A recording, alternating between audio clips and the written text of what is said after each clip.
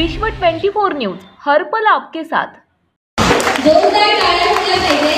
वाहतूक विभागामध्ये काम करणाऱ्या महिलांचं कौतुक आहे, कारण रस्त्यामध्ये काम करत असतात। जोरदार टाळ्या झाल्या पाहिजे। जसं मी सुरुवातीपासून म्हणते, हा सन्मान स्त्रीत्वाचा आहे, हा त्यांच्या कर्तृत्वाचा आहे। या आहेत श्रीमती रुपाली आळंदे मॅडम, यानंतर आहे श्रीमती मीनाक्षी सावंत, सहाय्यक पोलीस उपनिरीक्षक कापूरबावडी वाहतूक उपविभाग, यांनी आतापर्यंत 3910 चलान काढलेले आहे। श्रीमती मीनाक्षी सावंत, सहाय्यक पोलीस उपनिरीक्षक कापूरबावडी वाहतूक उपविभाग।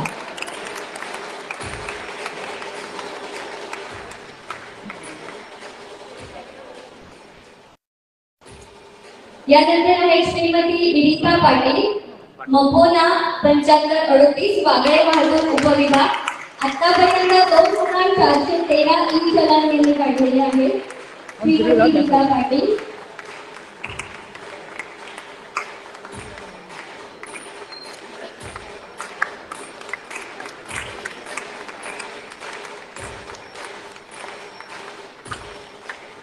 यानंतर आपण सर्वात जास्त दंड वसुली करणाऱ्या महिला अधिकाऱ्यांचा सन्मान करणार आहोत।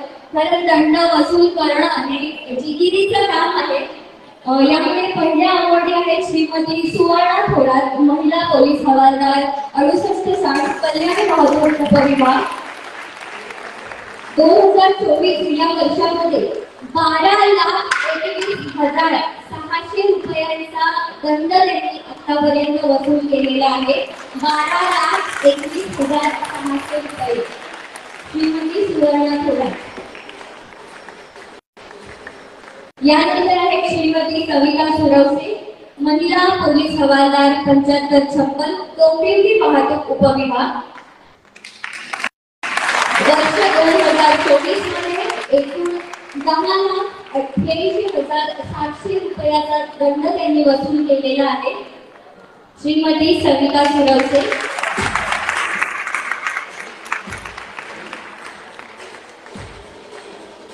यानंतर श्रीमती सपना गडवी, महिला पोलीस नाईक 7450 नौपाडा वाहतूक उपविभाग, यांनी वर्ष 2024 मध्ये 10,63,750 रुपयाचा दंड वसूल केलेला आहे।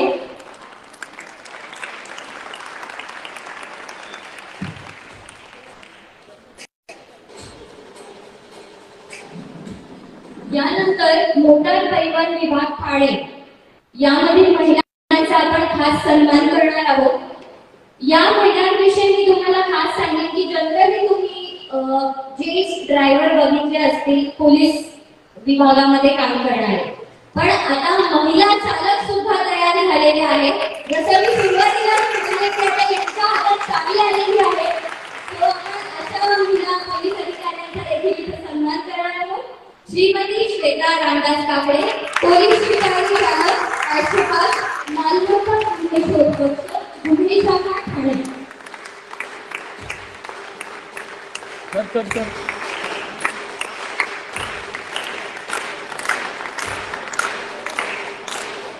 यानंतर आहे श्रीमती मीनाज आदम सय्यद, पोलीस शिपाई चालक 9798 उमरा पोलीस ठाणे। टाळ्या कमी झाल्या, जोरदार टाळ्या वाजल्या पाहिजे।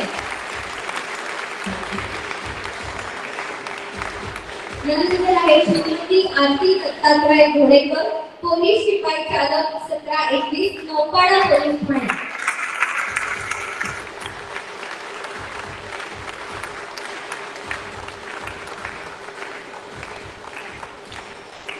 यानंतर आपल्यामध्ये आज 2 अशा रायडर्स उपलब्ध आहेत। आपण त्या रायडर्सचा देखील सन्मान करणार आहोत। 2 महिला रायडर्स आहेत, यांनी अष्टविनायक, ज्योतिर्लिंग, 11 मारुती, लटा, कंप्लीट साऊथ इंडिया असा 75,000 किलोमीटरचा प्रवास जिने एकटीने रायडिंग करून कंप्लीट केला आहे ती सारखी महाराज।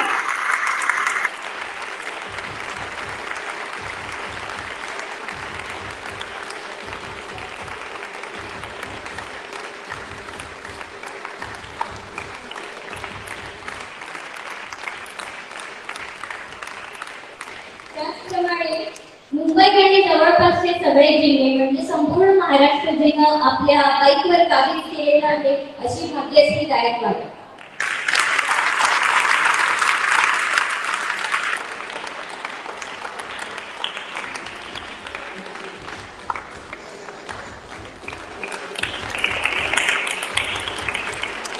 आज या कार्यक्रमाच्या निमित्ताने इथे एक मेडिकल कॅम्प देखील आयोजित केलेला आहे आणि त्या कॅम्पचं ज्यांनी इथे प्रोव्हाइड केलेला आहे आपण त्यांचा देखील इथे सन्मान करणार आहोत. स्प्रिंकलिंग स्माइल्सच्या खजिनदार भक्ती जाधव यांना मी विनंती करते की त्यांनी यायचं आहे. स्प्रिंकलिंग स्माइल्स आणि हा जो मेडिकल कॅम्प आहे हेल्थ चेकअप आहे हे सगळ्यांसाठी आहे. तेव्हा हा कार्यक्रम झाल्यानंतर इथे उपस्थित असलेले सगळे कॅम्पचा लाभ घ्यायचा आहे. मॅडम ही जी संस्था आहे स्प्रिंकलिंग स्माइल्स ही सेवाभावी संस्था आहे.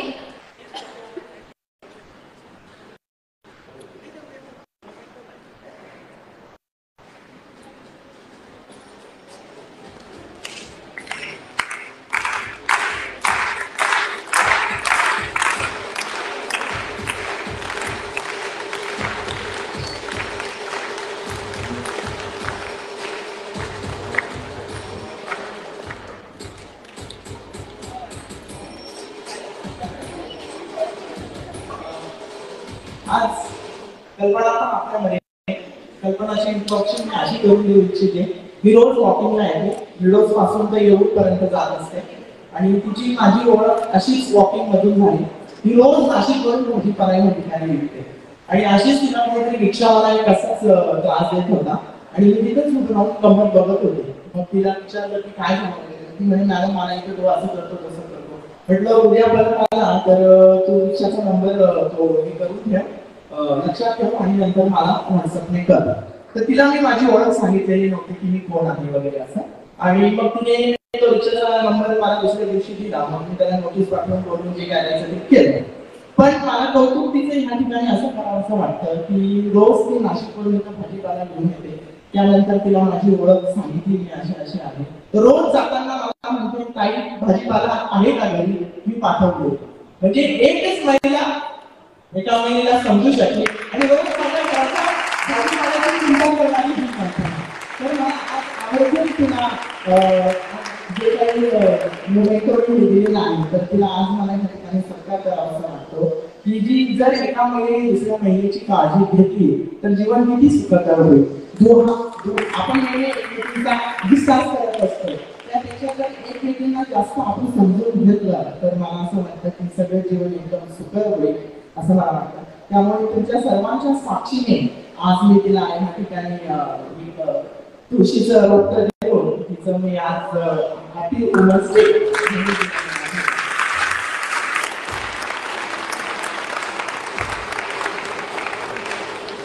मी सगळ्या मान्यवरांना असं नसतं म्हणायची विनंती करीन. खरंच पाटील मॅडमनी आज एक उत्तम असं आदर्श उदाहरण आपल्या समोर घालून दिलंय की आपल्या जीवनामध्ये रोज विविध प्रकारच्या महिला येत असतात आणि त्यांची योग्य ती दखल योग्य वेळी केलेली आहे. तेव्हा सगळ्याच मान्यवरांना विनंती त्यांनी असं नसतं व्हायचंय. यानंतर आजच्या आपल्या ज्या प्रमुख पाहुणे आहेत माननीय हेमांगिनी पाटील मॅडम यांना मी विनंती करते की त्यांनी आजच्या या वर्षाला संबोधित करायचं आहे. आज आमच्या राष्ट्रीय महिला दिनाच्या निमित्ताने त्यांच्यावर उपस्थित असलेले श्रीमती भावना मॅडम तसेच शिरसाट साहेब आपल्या जे पोलीस आयोग उपायुक्त वाहतूक विभाग तसेच पवार साहेब आणि साबळे साहेब आणि इथे जमलेले माझे बंधू आणि भगिनी सर्व. आज मी तुम्हाला सर्वांना सखीच म्हणेन. आज काही मी बॉसच्या किंवा याच्या भूमिकेत नाही, आज एक स्त्री म्हणून तुमच्या समोर आहे.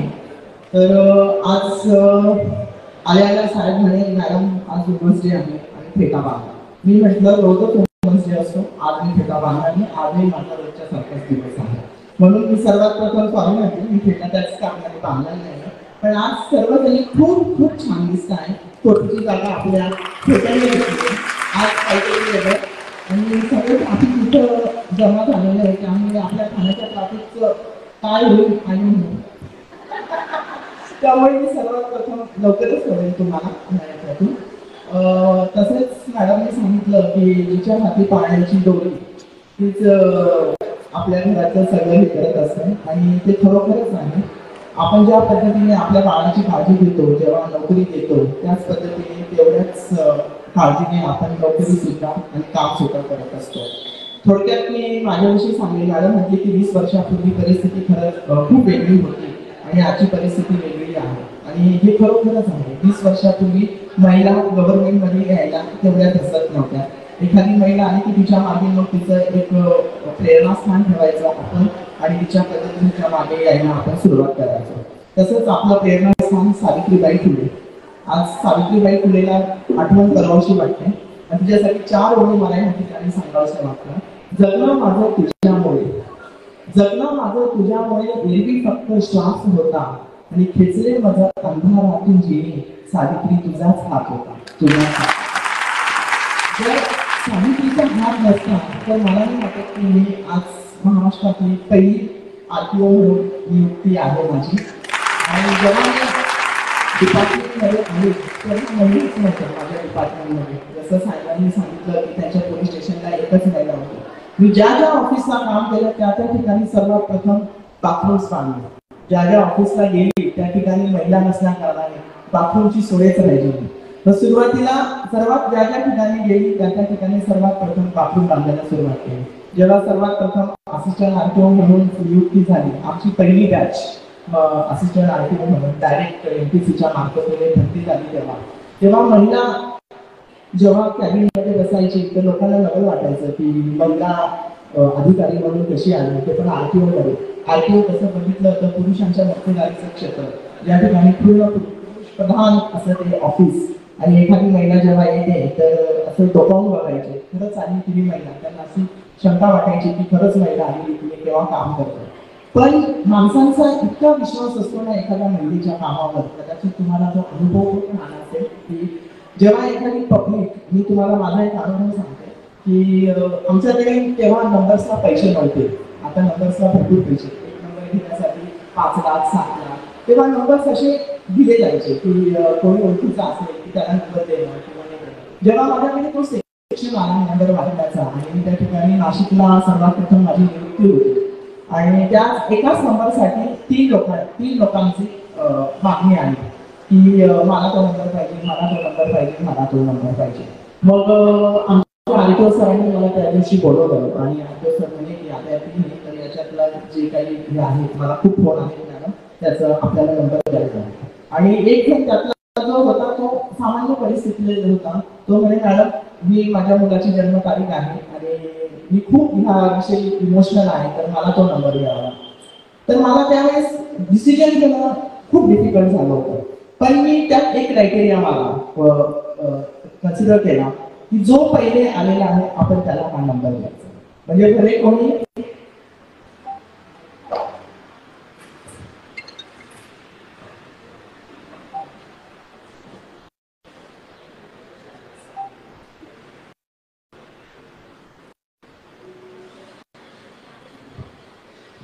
जो कोणी ह्या ठिकाणी पहिले आलेला असेल त्याला आपण हा नंबर द्यायचा. मग ती व्यक्ती कोणीही असो, ज्याच्यासाठी फोन आलेली व्यक्ती असो की ज्याच्यासाठी फोन नाही आलेली व्यक्ती असो. मग मी तो क्रायटेरिया लावल्यानंतर संपूर्ण तपास केला. त्या तपासामध्ये सामान्य माणूस जो होता की तो महिनाभरापासून त्या गोष्टीसाठी हे होतं फेरा मारत होता आणि फिरायला असं झालं माझ्या बाबतीत. तो नंबर मी त्याच व्यक्तीला दिला आणि तो व्यक्ती निघाला पत्रकार. आणि दुसऱ्या दिवशी त्या पत्रकाराने, सकाळचा पत्रकार होता, मोठी फ्रंट पेजला बातमी लावली की कोणावरही अन्याय होऊ देत नाही आणि समोर लिहिलं हेमांगी पाटील. म्हणजे जेव्हा काही अशी एखादं संकट आपल्याला डिसिजन घ्यायची वेळ येते तेव्हा पारदर्शकता निर्माण होणं खूप गरजेचं असतं आणि ती एका स्त्रीमध्येच ती ताकद असते की आपण पारदर्शकता दाखवून लोकांना न्याय देण्याची वगैरे. आपण आज 8 मार्च हा महिला दिन म्हणून साजरा करतो, पण याच्या मागची पार्श्वभूमी माहिती का? आपण 8 मार्च हा महिला दिन म्हणून का साजरा करतो? कारण ह्याच दिवशी अमेरिकेमध्ये ज्या काही महिला होत्या त्यांनी एकत्र संघटन केलं आणि 18 तासाचा कामाचा जो काही त्यांना त्रास होता तो त्रास त्यांनी 10 तासावर आणला. आणि ह्याच दिवशी रशियामध्ये सुद्धा महिला एकत्र येऊन ज्यू विरुद्ध त्यांनी मोठा लढा दिला आणि त्याच्यामुळे 8 मार्च हा आंतरराष्ट्रीय महिला दिन म्हणून साजरा करण्यात आला. आणि त्याचीच कॉपी आपण भारतामध्ये सुद्धा आज 8 मार्च महिला दिन साजरा करतो. याचं खूप अभिमानाने मला सांगावंसं वाटतं. आज मॅडम म्हटलं की आपण प्रत्येक क्षेत्रात महिलेने आज बाजी मारलेली आहे. कुठलंच क्षेत्र असं आहे की ते राहिलेलं नाही. आज आम्ही 19व्या शतकात म्हणा 16व्या शतकात म्हणा तेव्हाही स्त्रिया तेवढ्याच ताकदीने काम करत होत्या. आज तेवढ्याच ताकदीने काम करत आहोत. फक्त एकच आहे की स्वरूप बदललेलं आहे. त्या स्वरूपात सुद्धा आपण एकमेकींना सांभाळून काम करताना दिसत आहोत. तर अशाच प्रकारे जर आपण काम करत राहिलो तर मला वाटत नाही की परत 8 मार्च महिला दिन म्हणून साजरा करण्याची वेळ येईल. फक्त मी एवढं तुम्हाला सांगेन की जेव्हा तुम्ही काम करत असता आता तुम्हाला माहिती की जवळजवळ 30-40% महिलांनी जवळजवळ प्रत्येक क्षेत्र हे काबीज केलेलं आहे. परंतु हे क्षेत्र काबीज करताना आपण स्वतःकडे सुद्धा लक्ष देणं गरजेचं आहे. साधारणतः आपली स्वास्थ्य आपण किती बघतो काम करत असताना हे सुद्धा बघणं गरजेचं आहे. आपण आपल्या स्वास्थ्याकडे तेवढ्याच ताकदीने बघतो का, लक्ष देतो का हे पण बघणं गरजेचं आहे. कारण वयाच्या 40 पर्यंत काम आपण जोराने करतो.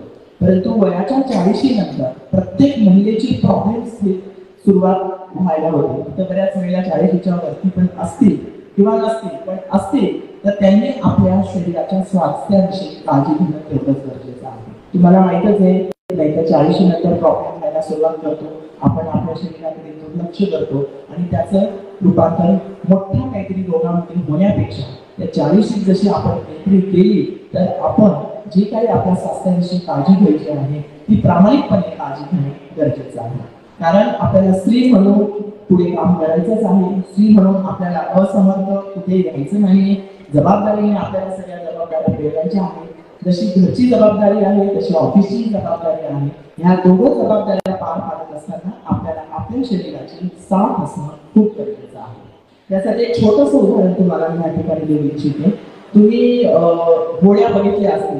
जेव्हा नाविक होड्या समुद्राच्या जेव्हा त्या होड्या जात असतात त्या सर्व होड्या ज्या असतात त्या वेगवेगळ्या दिशेने जात असतात. त्या कशा वेगवेगळ्या दिशेने जातात कारण नाविक त्या शीड लावतो आणि नाविकाने ज्या दिशेने शीड लावलेलं असतं त्या दिशेने त्या होड्या जात असतात. याच्यात एक मजेदारीची गोष्ट एक असते की वाऱ्याची दिशा ही मात्र एकच असते. तरी या शिडाच्या होड्या आपल्याला वेगवेगळ्या दिशेने जाताना दिसतात. याचं कारण असं की ते जे काही शीड लावलेले आहे ते नाविकाने लावलेले आहे. आणि हीच गोष्ट आपल्या दैनंदिन आयुष्यात सुद्धा आपल्याला लागू होते. हे आपल्या आयुष्याचं शीड आपण कसं लावायचं आणि कुठल्या दिशेला न्यायचं हे तुमच्या आणि केवळ तुमच्याच हातात आहे. त्यामुळे आपला दृष्टिकोन हा नेहमी पॉझिटिव्ह असला पाहिजे. कुठलंही काम आपल्या वरिष्ठाने दिलं किंवा आपल्या कनिष्ठाने जरी सांगितलं तरी ते समजून घेऊन त्या आपल्या पॉझिटिव्ह दृष्टिकोनातून बघितलं तर ते 100% काम पूर्ण होईल असं मला वाटतं. तुम्हाला माहिती आहे इंद्रधनुष्य निर्माण होण्यासाठी ऊन आणि पाऊस या दोन्हींची आवश्यकता असते. तसं आयुष्यात सुख आणि दुःख या दोन्ही गोष्टी आवश्यक सुख आणि दुःख ह्या दोन्ही गोष्टी येत असतात. आणि आपल्या आयुष्यात येणाऱ्या सर्वच परिस्थिती आपण नियंत्रित करू शकत नाही. परंतु ह्या परिस्थितीला सामोरं कसं जायचं यावर मात्र आपण नियंत्रण ठेवू शकतो. त्यामुळे सर्वांनी आपल्या आलेल्या परिस्थितीला तोंड द्यायचं आणि पुढे जायचं एवढंच मी या ठिकाणी सांगेन. आणि याबद्दल या ठिकाणी मला बोलवलं आज बोलण्याची संधी दिली त्याबद्दल जय हिंद जय महाराष्ट्र.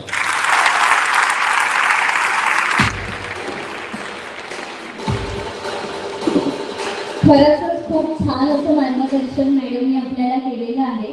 त्याबद्दल एकदा मॅडमचे पुन्हा धन्यवाद. रस्ता सुरक्षा अभियानामध्ये सर्वात महत्त्वाचा घटक असतो ते म्हणजे हेल्मेट. कारण आपलं डोकं जर शाबूत असेल तर आपण सगळ्याच गोष्टी करू शकतो. तर आपण हेल्मेट देऊन इथे 2 आपल्या ज्या रायडर्स आहेत त्यांना हेल्मेट देणार आहोत. त्यांना मी मंचावर बोलवते. मान्यवरांच्या हस्ते आपण त्यांना हेल्मेट देणार आहोत. आणि हे हेल्मेट ज्यांनी आज आपल्याला उपलब्ध करून दिलेले आहेत ते Sunil Kalreja Mahadev seat covers and हेल्मेटचे सर्व यांचा देखील आपण सन्मान करणार आहोत आणि त्यांनी देखील मंचावर यायची विनंती करते. दोन्ही रायडर्सनी मंचावर यायचं आहे, कारण रायडिंग करत असताना हेल्मेट हा अति असा महत्त्वाचा घटक आहे सुरक्षेसाठी. आणि एकदा तुम्ही करलेल्या सरावासाठी जोरदार टाळ्या झाल्यासाठी उपलब्ध करून दिलेले आहेत आपल्याला.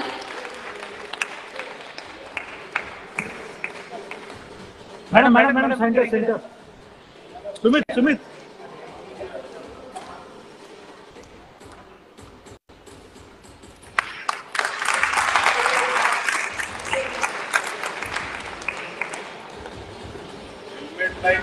राईट नाही बरोबर.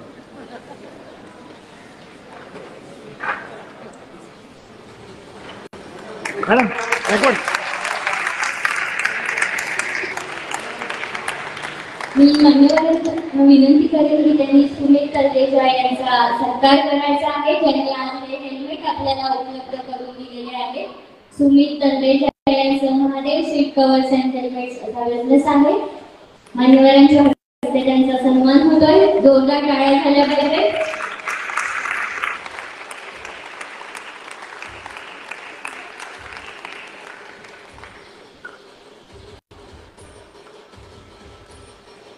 धन्यवाद. मी मान्यवरांना विनंती करीन त्यांनी आसनास्थ व्हायचंय.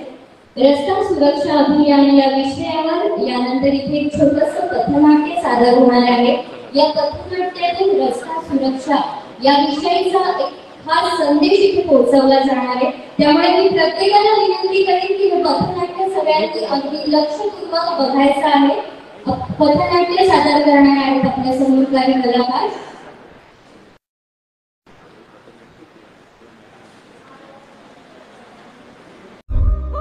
राज्यातील महत्त्वाच्या आणि आपल्या भागातील ताज्या बातम्या पाहण्यासाठी आजच आमच्या विश्व 24 न्यूज चॅनलला यूट्यूबवर सबस्क्राईब करा आणि बेल आयकॉन प्रेस करा.